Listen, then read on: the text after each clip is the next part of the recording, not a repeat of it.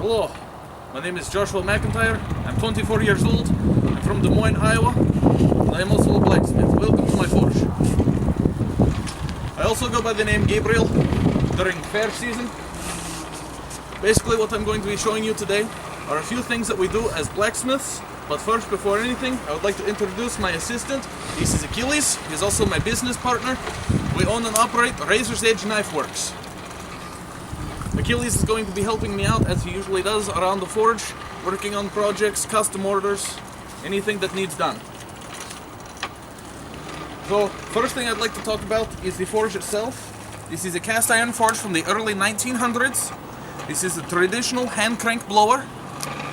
What this does is this brings in air, forces it down through the trayush, and then up into the fire to boost the temperature of the fire to upwards of 3200 degrees. What we're going to be working on today is actually a Yataghan sword.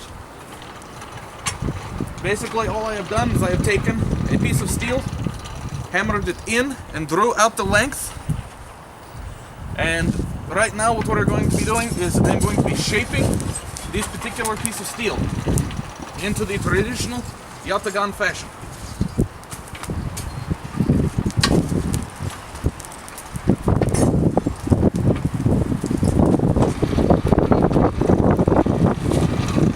Thankfully we have nice warm weather. It's right around 32 to 35 degrees Fahrenheit.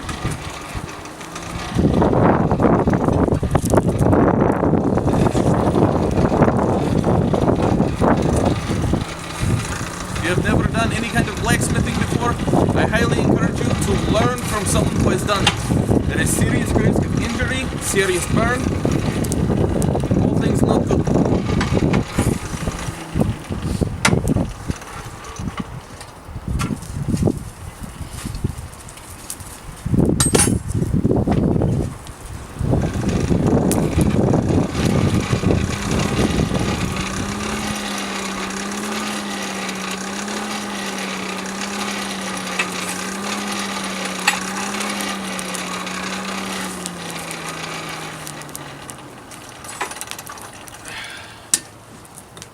What we're going to be doing is I'm taking this, I'm putting this right over the horn of the anvil, just making light taps.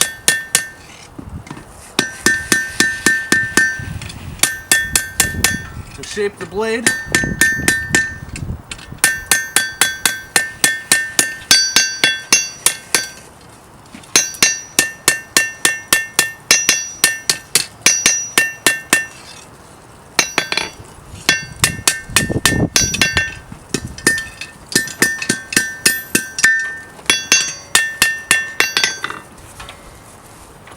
We have our primary shape done. We bring it back into the fire. Cover it back up with the coal and coke combination. We use a 50% combination between bituminous blacksmithing coal and anthracite coke. This allows our fire to stay nice and hot and burn for a good long while.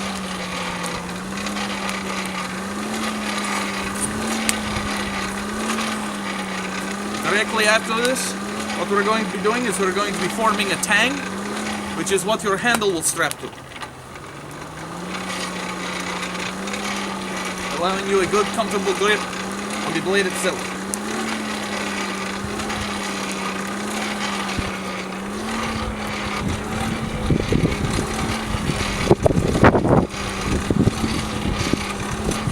While I do this, as you can see, we have a wide variety of different hammers, all of which are necessary for doing this kind of work. We have a dual-faced sledgehammers. We have the cross-peen hammer in a variety of different weights. We have ball-peen hammers. And then we have some specialty hammers that we use. These we use as a hot cut to cut the steel as it is hot against the anvil. We have a rawhide mallet for shaping. We have a flatter, which is designed to smooth out the surface of the steel as we work. And then we have another hammer here for shaping. These are called drifts. These are to make the hole necessary for mass-produced handles for axes, hammers, things of this nature.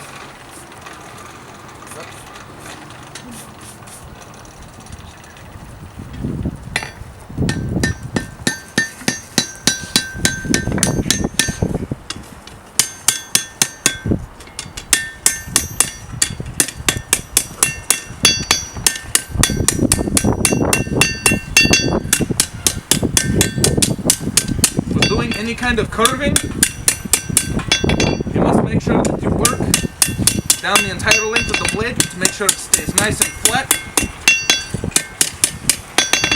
Right now I am using a 2.5 pound cross peen hammer.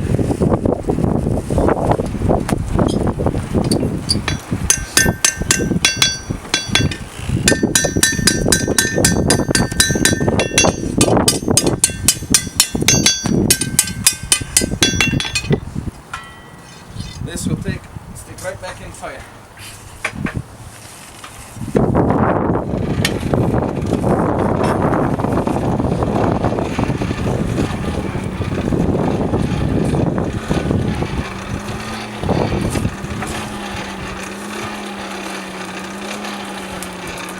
Basically what my assistant Achilles is doing right now is he's taking and covering up the blade. That way it creates what we like to call a hot box. It allows the heat to come up and bellow around the steel to get it hot even faster.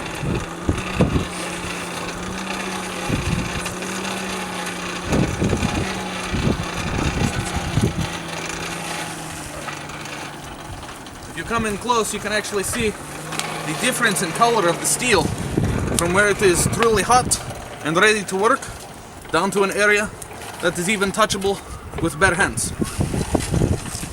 We take this, come back over to the anvil.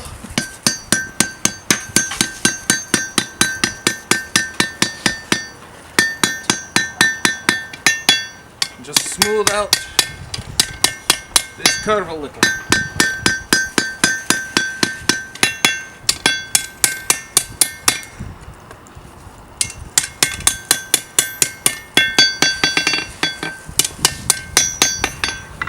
Take a quick moment.